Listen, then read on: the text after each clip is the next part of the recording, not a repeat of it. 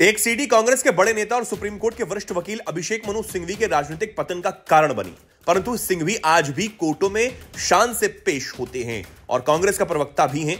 कहीं फिर कांग्रेस की सरकार बनी तो जज बनना शुरू कर देंगे। पिछले 70 सालों से जजों की नियुक्ति में सेक्स, पैसा, ब्लैकमेल एवं दलाली के जरिए जजों को चुना जाता रहा। अजीब विडंबना यह है कि हर रोज दूसरों को सुधारने की नसीहत देने वाले लोकतंत्र के दोनों स्तंभ मीडिया और न्यायपालिका खुद सुधरने को तैयार नहीं।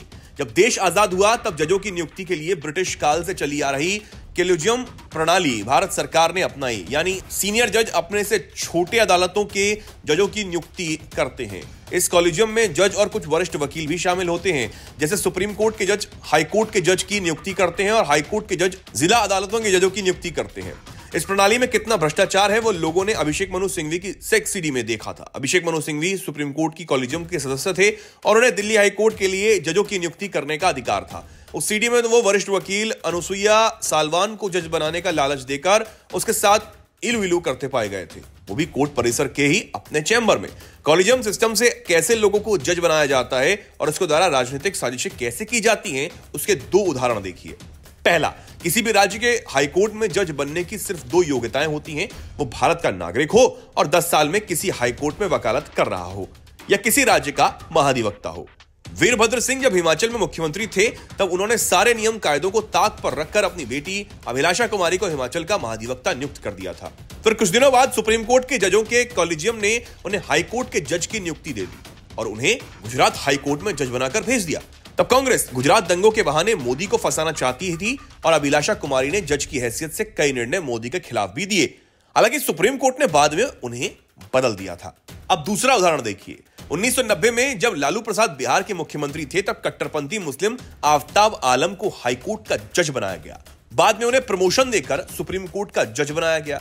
उनकी नरेंद्र मोदी से इतनी दुश्मनी थी कि तीस्ता सीतलवाड़ और मुकुल सिन्हा गुजरात के हर मामले को इन्हीं की बेंच में अपील करते थे। बाद में 8 रिटायर जजों ने जस्टिस एमबी सोनी की अध्यक्षता में सुप्रीम कोर्ट के चीफ जस्टिस से मिलकर आफ्ताब आलम को गुजरात दंगों के किसी भी मामले की सुनवाई से दूर रखने की अपील की थी।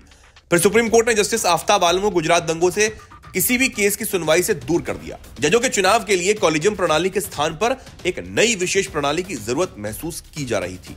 इस वाक्य को न्यायपालिका एवं संसद के बीच टकराव के रूप में देखा जाने लगा। भारतीय लोकतंत्र पर सुप्रीम कोर्ट के कुठाराघात के रूप में इसे लिया गया। यह कानून संसद के दोनों सदनों में सर्वसम्मति से पारित किया गया था, जिसे 20 राज्यों की विधानसभा ने भी अपनी मंजूरी दी थी। सुप्रीम कोर्ट यह भूल गया था कि जिस सरकार ने इस कानून को पारित करवाया उसे देश की जनता ने पूर्ण बहुमत से चुना है। कांग्रेसी सरकारों को इस कॉलेजियम से कोई दिक्कत नहीं हो रही क्योंकि उन्हें पारदर्शिता की आवश्यकता थी ही नहीं। मोदी सरकार ने एक कोशिश की थी, परंतु सुप्रीम कोर्ट ने उस कमीशन को रद्दी की टोकरी में डाल दिया। क्या कुछ सीनियर प्रोफेसर मिलकर नए प्रोफेसर की नियुक्ति कर सकते हैं? यदि नहीं तो जज की नियुक्ति जजों द्वारा क्यों की जानी चाहिए? अभिषेक मनु सिंघवी के वीडियो को सोशल मीडिया यूट्यूब से हटाने का आदेश भी अदालत ने दिया था कि न्यायपालिका की बदनामी ना हो। अभिषेक मनु सिंघवी जैसे अय्याशों को जजों की नियुक्ति का अधिकार क्यों मिलना चाहिए?